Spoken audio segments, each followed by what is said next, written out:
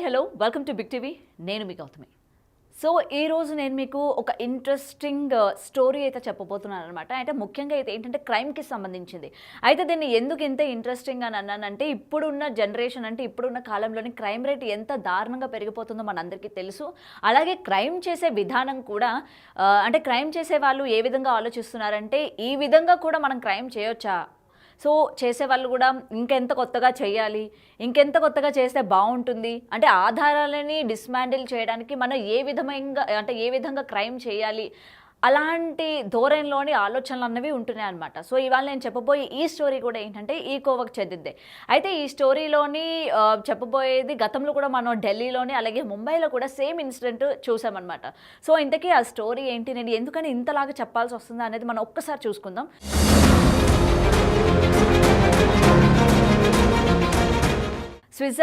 Miss Switzerland Christina, ఆమె ఏంటంటే finalist అనమాట. సో ఆమెకి పెళ్లి కూడా అయింది, భర్త వచ్చేసి థామస్. సో వీళ్ళిద్దరు కూడా ఏంటంటే స్విట్జర్లాండ్లోనే నివసిస్తూ ఉండేవాళ్ళు అనమాట. అంటే అక్కడే జీవనం కొనసాగిస్తూ ఉండేవాళ్ళు. అయితే ఏమైంది ఏమో తెలీదు, ఇద్దరి మధ్య సాధారణంగా వైఫ్ అండ్ హస్బెండ్స్ అన్నాక గొడవలు జరుగుతూనే ఉంటాయి. సో ఇదే విధంగా థామస్కి అలాగే క్రిస్టినాకి కూడా ఏంటంటే గొడవలు జరుగుతూ ఉండేవన్నమాట. మరి ఈ గొడవలు దేనికి సంబంధించి అన్న విషయాలు అయితే ఇంక ఇప్పటి వరకు కూడా బయటకైతే రాలేదు. అండ్ మనకి థామస్ మాటల్లో అంటే థామస్ పోలీసులకి సరెండర్ అయిపోయిన తర్వాత అంటే పోలీసులు పట్టుకున్న తర్వాత ఆయన చెప్పిన మాటల్లోని మనం ఒకసారి నేను మీకు డీటెయిల్గా ఎక్స్ప్లెయిన్ చేస్తున్నాను అనమాట. సో థామస్ ఏంటంటే వైఫ్ ఎప్పుడు కూడా ఆయన గొడవలు జరుగుతూ ఉండేవి అని హింసిస్తూ ఉండేది అని చెప్పి కూడా ఆయన వెల్లడించడం జరిగింది. అండ్ ఈ కారణంగానే అంటే ఎప్పుడు కూడా గొడవలు జరుగుతూ ఉండడం వల్ల ఏంటంటే ఒకానొక రోజు క్రిస్టినా కత్తితోని థామస్ పైన దాడి చేయడానికి వచ్చింది అని అయితే థామస్ చెప్పడం జరిగిందనమాట. సో ఆ పరిస్థితుల్లోని తనని తాను రక్షించుకోవడానికి వైఫ్ అంటే క్రిస్టినాని ఏంటంటే దారుణంగా కత్తితోని గొంతు కోసి చంపేశాడు. అయితే చంపేసిన తర్వాత వెంటనే ఆయన రియలైజ్ అయ్యి అరే క్రిస్టినా చనిపోయింది అని చెప్పి ఏం చేయాలో తెలియక సో ఇప్పుడు నేను ఏదో ఒకటి చేయాలి, ఆ బాడీని ఇక్కడి నుంచి మాయం చేయాలి, ఏం చేయాలి అని ఆలోచిస్తున్న దానిలో ఏం చేశాడంటే క్రిస్టినా బాడీని పీసెస్లా కట్ చేయడం జరిగింది. అండ్ పీసెస్లా కట్ చేసేసి మిక్సీలో కూడా వేయడం జరిగింది అనమాట. అండ్ మిక్సీలో వేసేసి అలాగే ఆ బాడీ పార్ట్స్ కూడా దొరకకుండా ఉండాలి అని చెప్పి ఒక కెమికల్ యాసిడ్ని కూడా తెచ్చుకోవడం జరిగింది. ఆ యాసిడ్ని ఆ బాడీ పార్ట్స్ మీద కూడా వేయడం జరిగింది అనమాట. సో ఈ ఇన్సిడెంట్ మనకి ఫిబ్రవరిలో జరిగినట్టు తెలుస్తోంది. అండ్ ఇప్పుడు అది వెలుగులోకి వచ్చింది. సో అసలు ఇది ఎలా వెలుగులోకి వచ్చింది, అంత కిరాతకంగా చంపడానికి గల కారణాలు ఏంటి అన్న విషయాలు మనం ఒకసారి కానీ చూసుకుంటే అండ్ చంపిన తర్వాత పోలీసులు అంటే క్రిస్టినాకి సంబంధించి ఫ్యామిలీ మెంబర్స్ కావచ్చు, సో ఫ్రెండ్స్ సర్కిల్ కావచ్చు, ఎవరైనా సరే అసలు క్రిస్టినా ఏమైంది అసలు ఎందుకని కనిపించట్లేదు అని చెప్పి థామస్ని ఆరా తీయడం కూడా జరిగింది. సో ఇతను చెప్పేవి ఏవి కూడా పొంతం లేకుండా ఉన్నాయని చెప్పి పోలీసులకి కంప్లైంట్ ఇవ్వడం కూడా జరిగింది. అండ్ పోలీసులు ఈయన్ని అదుపులోకి తీసుకున్న తర్వాత అంటే కొన్ని బాడీ పార్ట్స్ కూడా కనబడడం కూడా జరిగిందనమాట. అంటే క్రిస్టినాకి సంబంధించి ఏవైతే పీసెస్ కట్ చేశారో ఆ పీసెస్ అక్కడక్కడ కనబడడం కూడా జరిగింది. అసలు ఏం జరిగింది ఏంటి అని చెప్పి వెతుకుతుండగా అంటే పోలీసుల దగ్గరికి వెళ్ళిన తర్వాత ఈ కేసు పోలీసులు దీన్ని విచారణ చేపట్టడం కూడా జరిగింది. అండ్ వెతుకుతున్న సమయంలోని క్రిస్టినాకి సంబంధించి బాడీ పార్ట్స్ కూడా దొరకడం జరిగిందనమాట. సో ఈ బాడీ పార్ట్స్ దొరికిన తర్వాత వెంటనే థామస్ని పట్టుకోవడానికి మొత్తం పోలీస్ బృందం కూడా రంగంలోకి దిగింది. తర్వాత థామస్ కూడా దొరకడం జరిగిందనమాట. అసలు ఏం జరిగింది ఏంటి అన్న విచారణలోని థామస్ చెప్పిన కొన్ని భయంకరమైన విషయాలు పోలీసులకి చాలా ఆశ్చర్యానికి గురి చేశాయి. అసలు థామస్ ఏం చెప్పాడో ఒక్కసారి మనం చూద్దాం.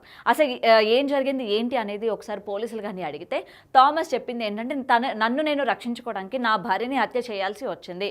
హత్య చేసిన తర్వాత ఆమె బాడీని ఏం చేయాలో తెలియక అంటే హత్య చేసిన తర్వాత ఆయన రియలైజ్ అయ్యాడు, అయ్యో క్రిస్టినాని నేను చంపేశానా, అయ్యో ఇప్పుడు నేను ఏం చేయాలి అని చెప్పి తనని అంటే మనం అంటూ ఉంటాం కదా, ఒక అబద్ధాన్ని కప్పిపుచ్చడానికి 100 అబద్ధాలు ఆడుతున్నట్టు ఒక తప్పుని కప్పిపుచ్చడానికి 100 తప్పులు చేయడం అంటే ఇదే అనమాట.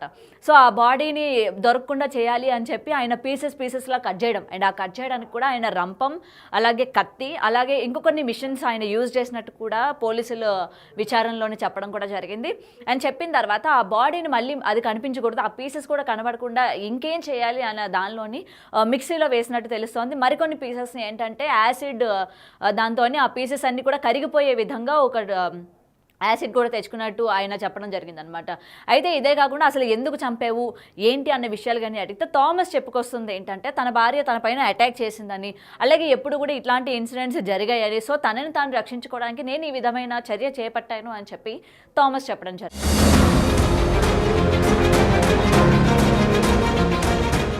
అయితే పోలీసులు క్రిస్టినా యొక్క బాడీ పీసెస్ అన్నీ కూడా ఏంటంటే పోస్ట్ మార్టం నిమిత్తంకి పంపించడం జరిగింది.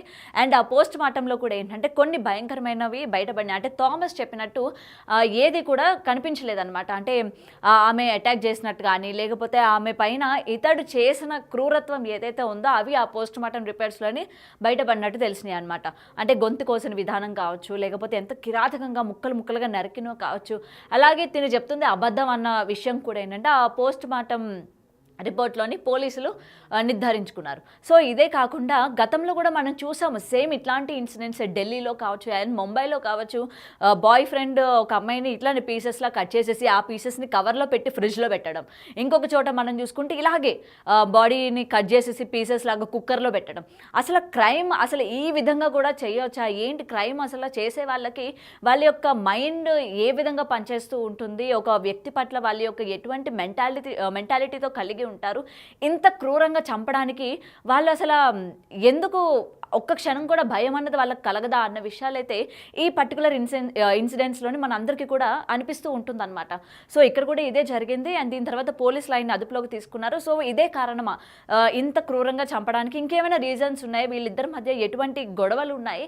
ఎంత గొడవలు అయినప్పటికీ ఇంత దారుణంగా చంపాల్సిన అవసరం ఏముంది అన్న విషయాలు కూడా ఇంకా తెలియాల్సి ఉంది. ప్రజెంట్ థామస్ని అయితే అదుపులోకి తీసుకున్నట్లు కూడా తెలుస్తుంది అనమాట.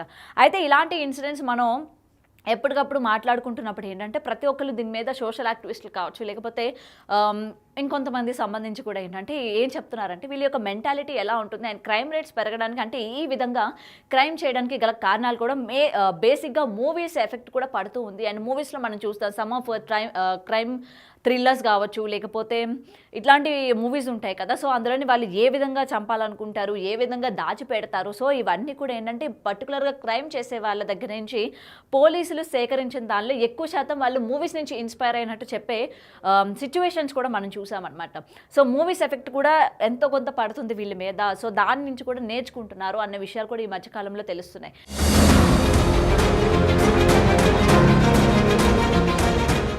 సో క్రైమ్ చేసే వాళ్ళు మరి ఇంత దారుణంగా ఎలా చంపాల్సి వస్తుంది, ఎలా చంపగలుగుతున్నారు? పర్టికులర్గా అట్లా పీసెస్లా కట్ చేయడం కావచ్చు, లేకపోతే మిక్సీలో వేయడం, కుక్కర్లో పెట్టడం, ఫ్రిడ్జ్లో పెట్టడం, ఏంటి అసలు ఇదంతా కూడా అన్న విషయాలు అయితే ఇవాళ అందరికీ కూడా ఒక క్వశ్చన్ మార్క్ అనమాట. ఇంత దారుణంగా చంపుతున్నారు, మరి గవర్నమెంట్ ఏం చేస్తుంది, గవర్నమెంట్ ఎందుకని యాక్షన్ తీసుకోవట్లేదు? ఇలాంటి వాళ్ళపైన ఒక నిఘా పెట్టాలి, ఇలాంటి వాళ్ళకి తగిన శిక్ష వేయాలి. రేపొద్దున మళ్ళీ ఇలాంటి కేసెస్ బయటికి రాకూడదు. ఏ ఒక్క ఆడపిల్ల కూడా ఇలాగా హత్యకి బలి కాకూడదు. ఎందుకంటే ఇంత దారుణమైన చావు అన్నది ఎవరు ఊహించుకోలేరు. మనం జస్ట్ ఒక యాక్సిడెంట్లోనో లేకపోతే నార్మల్ డెత్ అయితేనే మనం అయ్యో వాళ్ళు లేకపోతే సూసైడ్ చేసుకున్న వాళ్ళు ఎంత బాధపడి ఉంటారా అని చెప్పి ఒక్క క్షణం మనం ఆలోచిస్తాం. మరి ఇలాగ ఒక బాడీని పీసెస్లా కట్ చేయడం, లేకపోతే ఇంత దారుణంగా చంపడం, మిక్సీల్లో వేయడం అన్నది ఎంత అసలు కిరాతం అన్న ఎంత పీక్స్ అన్న విషయం కూడా ఇవాళ చాలామంది ఆలోచిస్తున్నారు. మరి థామస్ కేసులో కూడా ఇదే జరిగింది. మరి పోలీసుల ఇన్వెస్టిగేషన్లోని ఇంకా ఎటువంటి నిజాలు తెలియాల్సి ఉంది. సో ఈ అమ్మాయి అయినా లేకపోతే ఇంతకుముందు ఈ అమ్మాయికి సంబంధించివి అంటే ఇతను క్రైమ్ అనేది ఇదే ఫస్ట్ టైమా, లేకపోతే ఇతర కారణాలు ఏమైనా ఉన్నాయా అన్న విషయాలు కూడా ఇంకా తెలియాల్సి ఉందన్నమాట. అండ్ వీళ్ళ ఫ్యామిలీకి సంబంధించి ఎటువంటి గొడవలు జరిగాయి అండ్ ఇంత లేటుగా ఎందుకని వెలుగులోకి వచ్చింది, అప్పటి వరకు ఎందుకు ఎవరు కూడా ఆమె గురించి ప్రస్తావన తీసుకురాలేదు, ఎందుకని థామస్ని అడిగే ప్రయత్నం కూడా చేయలేదు అన్న ఈ క్వశ్చన్స్ అన్నిటికీ కూడా ఏంటంటే ఇంకా ఆన్సర్స్ తెలియాల్సి ఉంది. సో ఇది మనకి అదర్ కంట్రీస్లోనే కాదు, మన ఇండియాలో కూడా ఇట్లాంటి క్రైమే అన్నవి చాలా దారుణంగా జరుగుతూ ఉన్నాయి. సో చూడాలి మరి ఇటువంటి వాటి మీద ప్రభుత్వం ఎటువంటి చర్యలు తీసుకుంటుంది, ఎటువంటివి రానున్న కాలంలోని క్రైమ్ రేట్స్ పట్ల అంటే క్రైమ్ ఈ విధంగా చేసే వాళ్ళ పట్ల ఎటువంటి చర్యలు తీసుకోబోతున్నారు అనే విషయం కూడా తెలియాల్సి ఉంది. సో ఈ వీడియో పైన అండ్ ఇలాంటి క్రైమ్స్ చేసే వాళ్ళపైన మీరు ఏమనుకుంటున్నారు, అంటే ముఖ్యంగా ఇట్లాంటి క్రైమ్ ఇంత దారుణంగా చంపే వాళ్ళు వాళ్ళ యొక్క మైండ్ సెట్ ఏ విధంగా ఉంటుంది అనే విషయాలు మీకేమైనా కానీ తెలిస్తే కింద కమెంట్ సెక్షన్లో తెలియజేయండి. Thanks for watching.